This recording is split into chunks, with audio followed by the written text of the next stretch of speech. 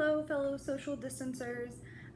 Michelle Summers here, and this is my first video discussion post for the class. If you are kind of quarantined at home, I hope you're surviving. This is day 3 and I missed the office.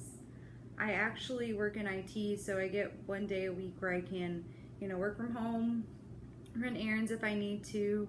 My company's pretty good about the work-life balance. I always thought the perk was on that day didn't have to wear makeup and I could wear my t-shirt and yoga pants, whatever I wanted. This is day 3 of that and I'm ready to go back to the office. So I hope if you're like me, you're hanging in there, or if you are in the office, I hope you're hanging in there too.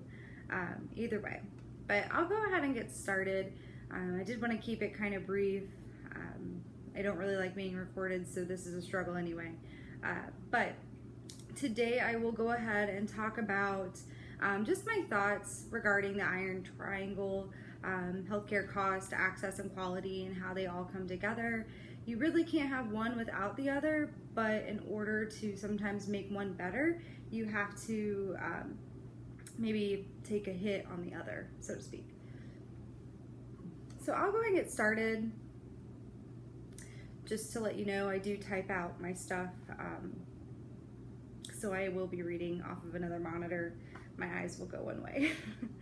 Okay, so I think we can all agree that the topic of healthcare in the United States, specifically related to access, cost, and quality, can be discussed endlessly. See, I hate being recorded.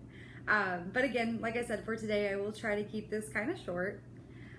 The American healthcare system is one of the most technologically advanced in the world. But even with these advancements, healthcare spending in the United States is much higher than in other countries. I think I read that actually Canada has quote unquote the best healthcare considering affordability and access and whatnot. I could be wrong. There's a lot of research out there, but that one's sticking in my head for some reason. Anyway, so since spending over here in the United States is much higher than in other countries, it actually continues to grow annually, both absolutely and relative to national income. Many researchers have attributed higher healthcare expenditures to overall higher costs to products and services. So, for example, pharmaceuticals are a huge cost for a lot of people in the United States, not just patients, but organizations alike. The same with treatments. I think chemo, of course, I think a lot of people do, but just normal infusion treatments or, a couple nights stay in the hospital, you're using a lot of resources and it's very costly to everyone involved. So I do want to go ahead and talk about a little bit of research I did find. I will post my references in, I guess, the discussion post as well as my video. But according to Brown, over the past few decades, strategies for correcting the curve on healthcare spending in the United States have been discussed on a national, state, and municipal level by not only government officials, but by healthcare leaders and clinicians. Rising healthcare costs represent a critical financial challenge for states.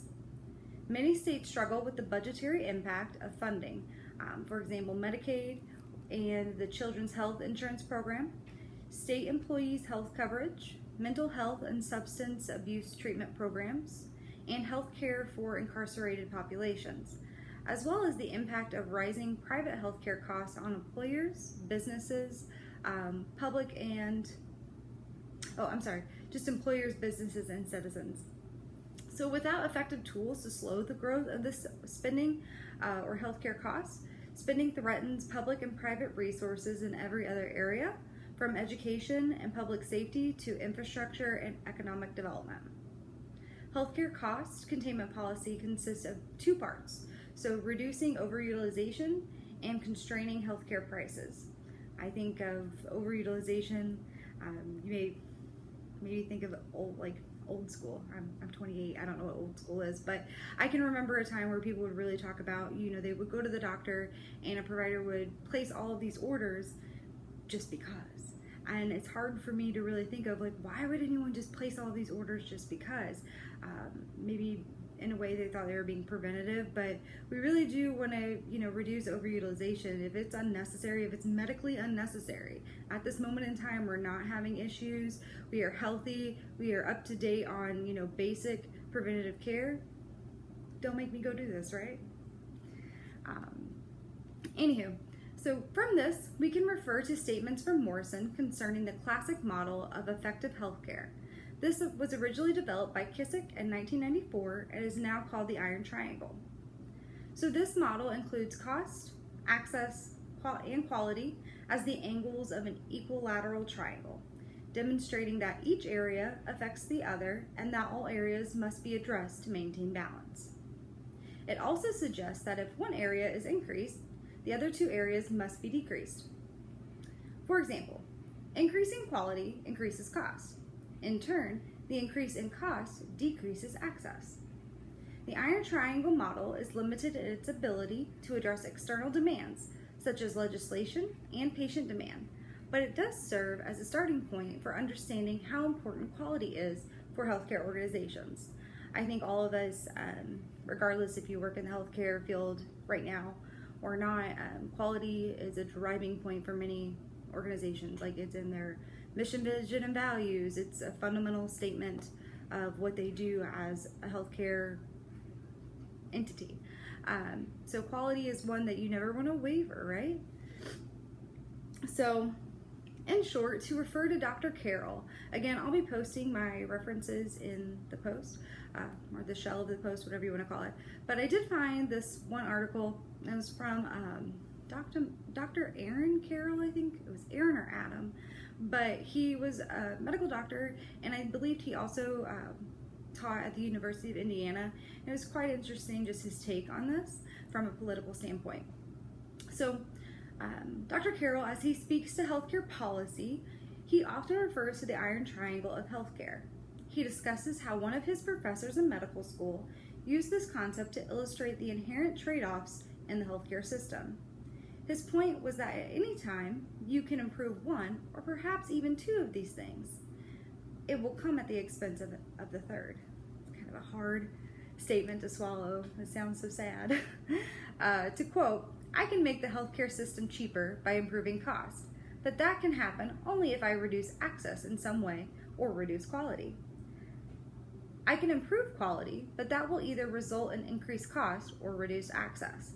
And of course, I can increase access, as the Affordable Care Act has, but that will either cost a lot of money or result in reduced quality.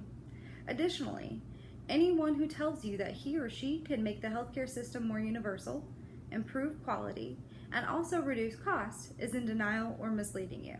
You can't have all three, unfortunately. That's just not how it always works. So strategic thinkers, policymakers, healthcare leaders, and clinicians, we got to come together to make some sort of decision or series of decisions that lead to maybe getting around this awkward triangle. So, as future healthcare leaders, even though we do not provide clinical care, conduct research necessarily, or design technology even, we are critical to the success of these systems or system functions. Healthcare leaders provide an environment where the important work of the healthcare can take place. We are the creators of structure and support, and we have the ethical obligation to provide a safe environment for patients and employees. So, for example, this is the one example I had that really stuck out to me. My current employer, I've lived in Houston for almost a year, just about a year now. My current hospital system that I work for is providing quality, just amazing care, like always, at low cost. Our patients are the center of everything.